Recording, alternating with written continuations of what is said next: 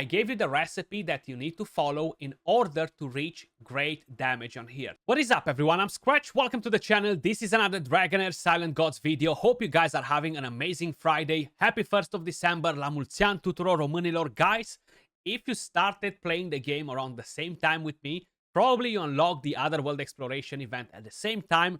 And right now, you're probably clicking on the map and you're gonna be like, what the heck happened to all of the open world bosses? Well, Skratch got hungry this morning, not angry, and ate them all. Actually, it wasn't me, guys. It was the brand new dragon that we have right here, the Resurgent dragon. And in today's video, I'm gonna show you all the strategies that you need in order to defeat this boss. There are actually only a couple of different strategies, and I'm gonna give you the timings of their skills, everything that you need to know in order to use against this bad boy.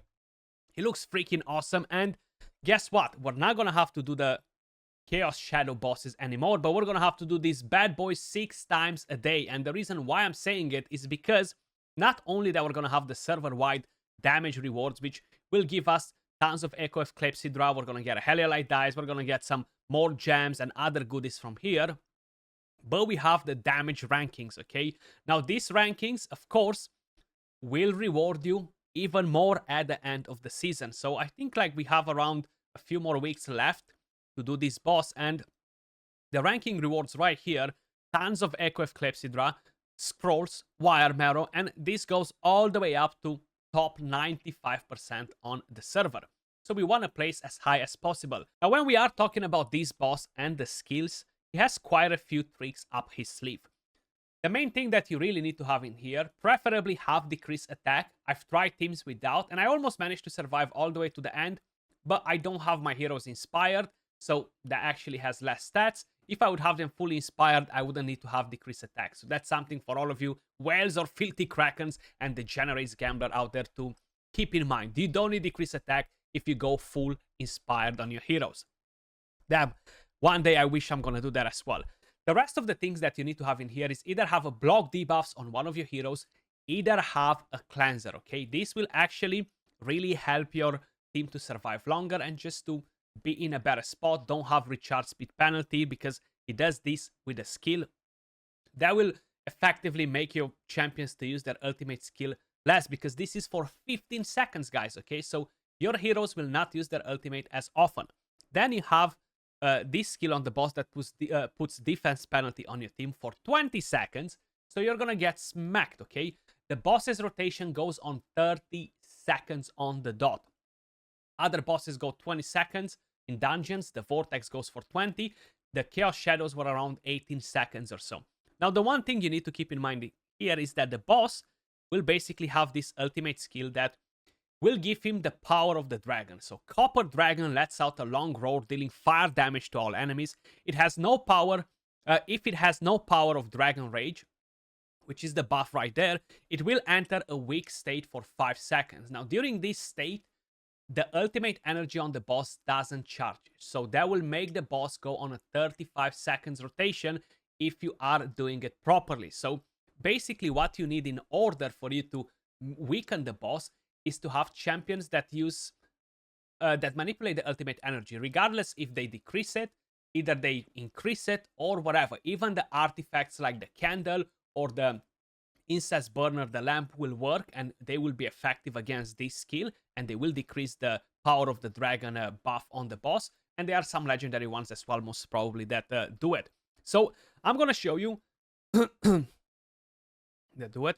So I'm gonna show you guys 2 different ways. One of them will be with the 50% extra damage. One of them will be without that. And guess what? Surprisingly, you'll get the same results, because for whatever reason, it feels like that 50% extra damage, it just doesn't exist. It just doesn't proc, or is some sort of a animation bug there with the timing and stuff. But let's crack on it. Quick intermission, guys. Let me just show you what the Snow Feather Elf does, because I forgot. And this is something that you will unlock together with your server. So if everybody works towards the common goal, you're going to unlock all the buffs, all the skills.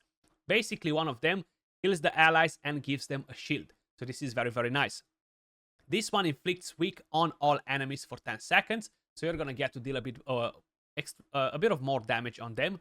Damage taken will increase by 50%. Then you have the Fountain of Song, which increases the damage dealt by 30%, guys. So this will be a buff on your team.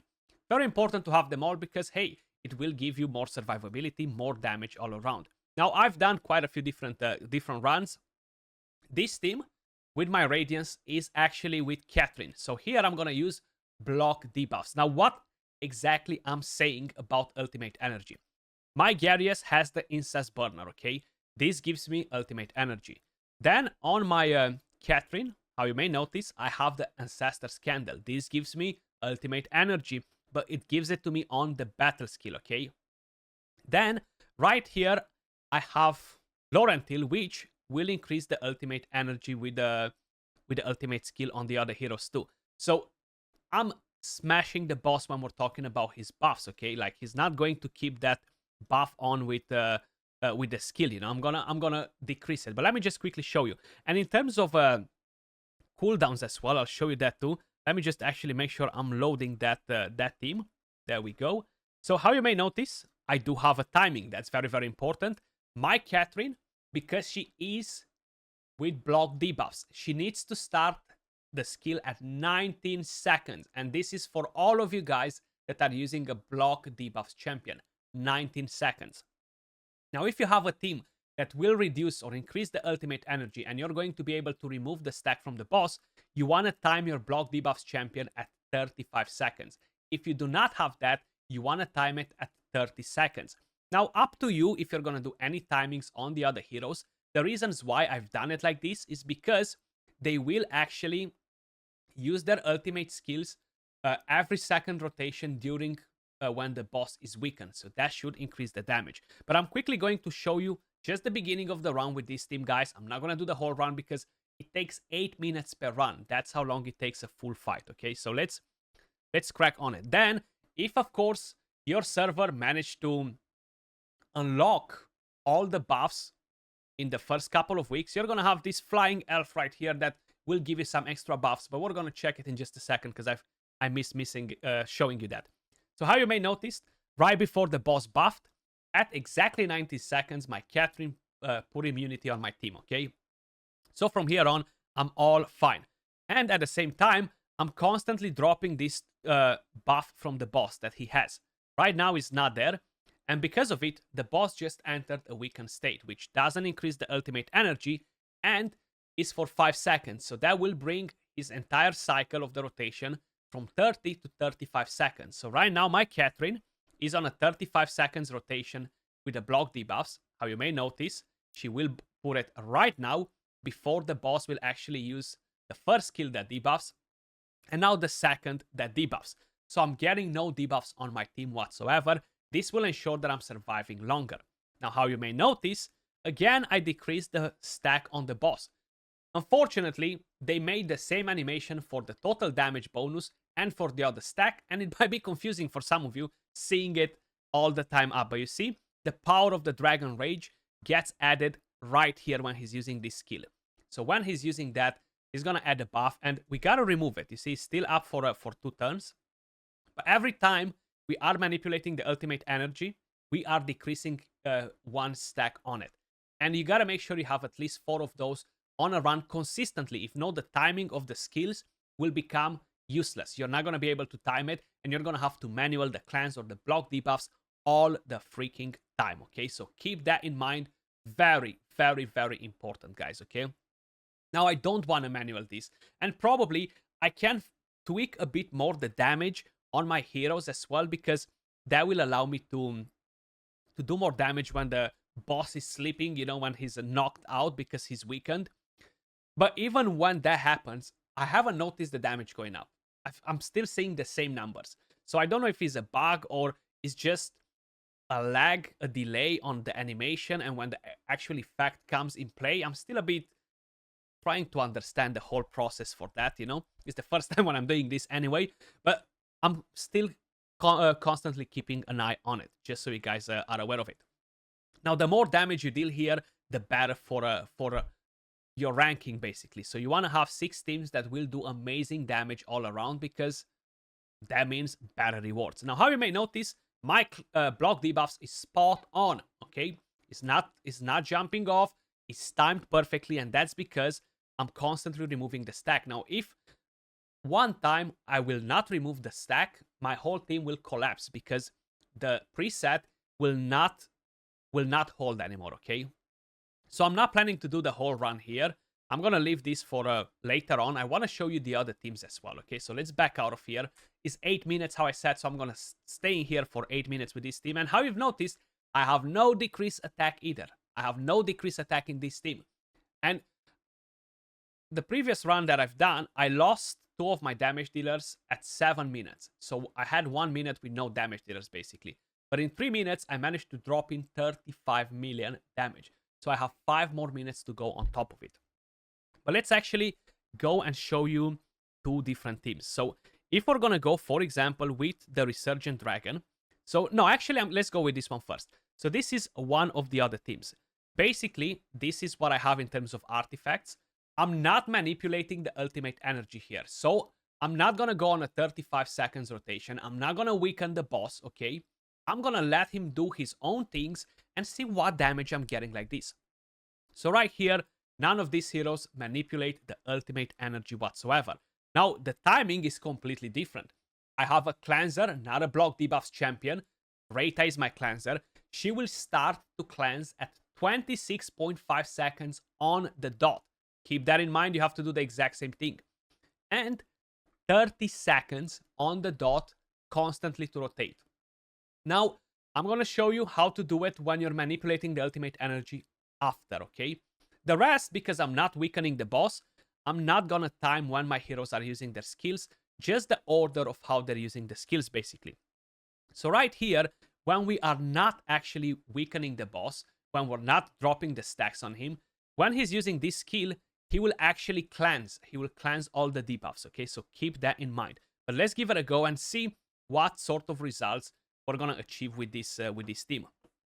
Positioning is not as important against this boss like in the other ones because his AoE, he's going to deal damage to everybody. We have the elf at the back, which will help with the healing as well. Now, of course, if you're running third part, you still want to stack your heroes around him so he's actually healing all of them, okay? Very, very important to have that as well. So the elf right here will actually give us a shield, will weaken the boss a bit to deal extra damage. And I forgot what the third skill is, but we're going to check it after this run, just in case if you haven't actually had a look at the elf yourself. But that's something that all of the servers should unlock as long as the servers are not inactive, okay? As long as you have enough people doing their job, you're going to be able to unlock these 3 extra skills, and they are pretty damn important on the boss. I'm going to fast forward from here, guys, towards the end of the round because this will take 8 minutes. I'm not going to die earlier. I'm going to go all the way to the end. We're going to survive, and we're going to drop in a lot of damage. Now, initially, I tried it with 2 damage dealers only. I just brought my Vortex team into it, and I was like, let's go. They have the exact same build like my Vortex team, but instead, I removed Adolphus out of here, and I brought in Casper, which is another damage dealer.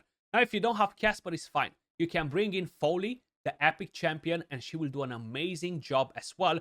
Almost as good as Casper, but not as good. Close to it. If you don't have Reyta, it's fine. You can use Vikuk, okay? And Vikuk will actually cleanse and give you healing, and you're gonna be fine to survive all the way to the end if you have all the alliance buffs. And if by now you don't have all the alliance buffs, guys, please, in the name of God, just delete that alliance from the server and move to a different one, because it's just wasting your time and it's cock blocking your progression, basically, okay? Pardon my French. In a way or another, it might not be the best term to use for it, but it's blocking your progression, guys. So just swap that alliance if by now you unlock the Resurgent Dragon and your alliance buffs are not maxed. It's just a bit crazy, you know?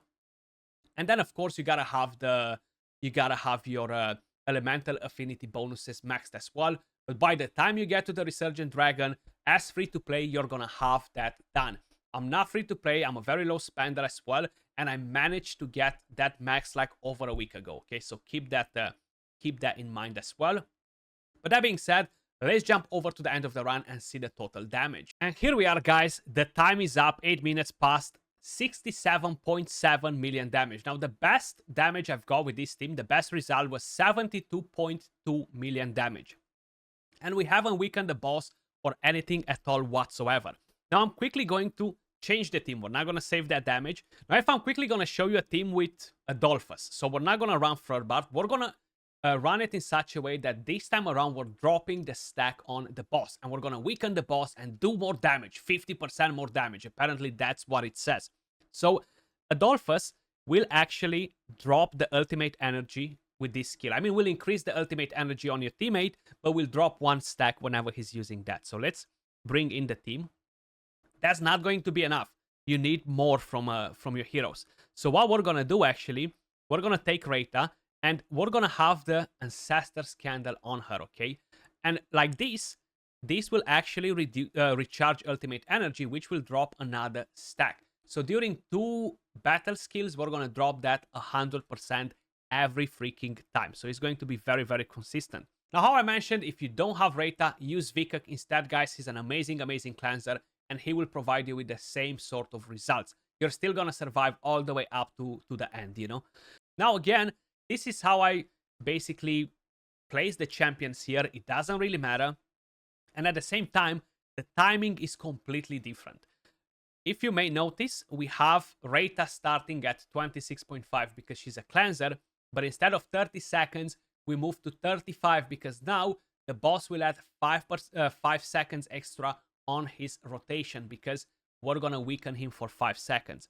And the rest of the champions deal damage at these intervals to start and then on 20 seconds, just so we catch him when he's weakened more often to deal more damage. How I mentioned before, the only time when I really feel that I'm doing that 50% extra damage is when the Snow Elf actually weakens the boss. When I have the increased damage buff, that's when I feel like I'm doing more damage. The rest, even when I'm weakening the boss, it just doesn't feel like I'm actually doing it. You see, the boss is putting the debuffs on me. I'm going to wait for the defense down and bang, drop the cleanse in.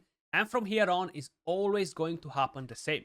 At the same time, if you may notice right here, the boss doesn't have the stack anymore. Okay, that's gone because we are constantly dropping it from him. Okay, so now he's going to get weakened. The damage will go up. The reason why I had to start a bit earlier is because for the next cycle, when I'm going to use the ultimate at that moment, I want to make sure I'm using it at the right time. If not, I'm going to use it a bit too early, you know, so it needs to be timed perfectly.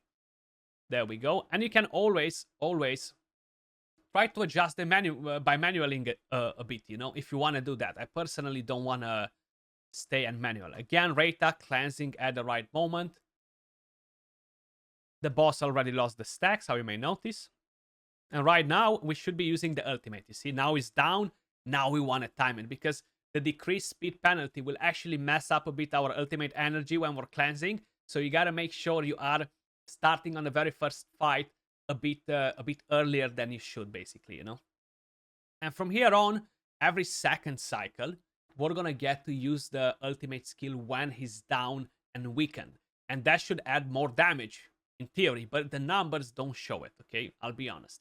You've seen now we hit for 300k, and that was because we had all the extra buffs on us to deal the damage, you know, from the Snow Elf right there. Okay. Right now, I'm not going to have the ultimates for him, but I have my battle skills to deal the extra damage, which is fine again.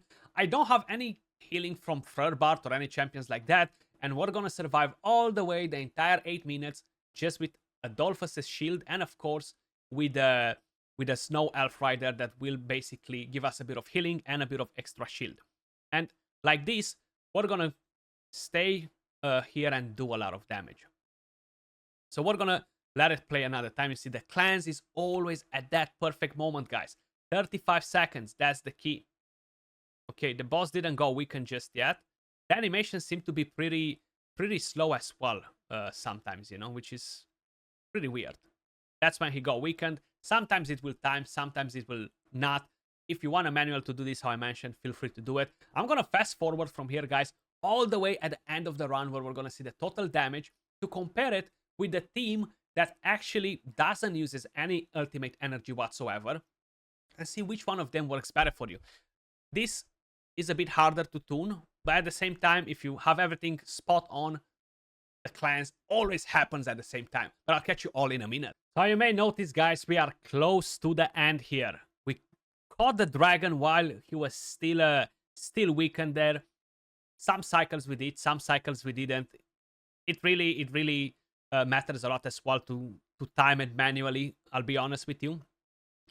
We managed to do a bit of extra damage compared to the previous run, where we actually didn't give a damn about weakening the boss. And I'll be honest, I still think that weakening of the boss either is lagged in terms of when the animation pops and when the damage actually occurs, either is just not feeling like it gives me the extra damage. Because before, the best damage that I've got with a team like this, okay, was 72 million damage. And I'm gonna bring it up on the screen for you guys right now, just because it's actually pretty damn crazy. You know, it feels like it's not really working as it should, you know. So this is the best I've got with this team, okay, with the exact same team that we just ran now.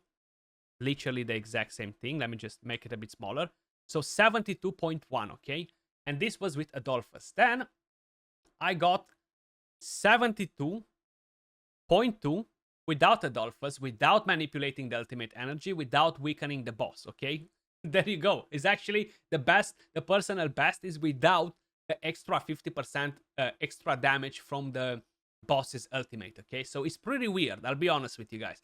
These are pretty easy strategies on how you can get the damage. Now, of course, you don't need to use the exact same champions. I gave you a few different examples. I gave you the recipe that you need to follow in order to reach great damage on here, to get the best possible damage. Now, I do not think that free-to-play is going to be possible to reach 140 million damage on this boss in a single go. That's what you need in order to get the top chest on the boss, okay? If I'm not mistaken, it's 140 million damage in a single go. None of my teams so far can do that, okay? So I don't think that free-to-play you can do it, but you have 6 keys to get to 140 million damage, guys, every single day. So keep that in mind as well. Very, very important. That was all for the video. Let me quickly show you the builds as well before we end the video. This is what I had on Erich. And yes, you don't have Witch's Remains, it's fine. Use the Crown of the Unclean and you're still gonna get pretty good damage as well. These are the total stats on the side right here. A Gambler set, how you may notice on Erich. Then the same on Casper. I do have the music box in terms of an artifact. Total stats on the right side of the screen right there. Then we have... who else we had in there? We had Tunnelnun. She has the Eyeball of the Giant. These are the total stats on the side of the screen right here. Again, a Gambler set on all of my damage dealers. Then we had Adolphus. He does have a Blue Oak set. And total stats, how you may notice, no damage on him. The only thing that I prioritized on him is to have Enlightenment, HP, and some survivability, basically. And the last champion that we had in was Reita, which can be replaced by Vikak. If you don't have her, that's fine. I just don't really use Vikak anymore and I had no gear on him. I mentioned I just grabbed my Vortex team and put it in there instead, okay? That's what I've done. So Reita is part of my Vortex team. These are her total stats. And I do have the Ancestor's Candle because I'm pairing her with Adolphus. If I don't use this with Adolphus, I'm actually using the Elven's Hunter Quiver instead. So that was all for this video. Hopefully you found it helpful. If you guys want to see a full showcase of all of my 6 teams that I'll be running, guys, in the next couple of days, let me know in the comments down below. I'll make sure to post that. But this was the recipe you need to follow in order to succeed. That was all for the video. Much love, and I'll catch you all in the next one. Peace.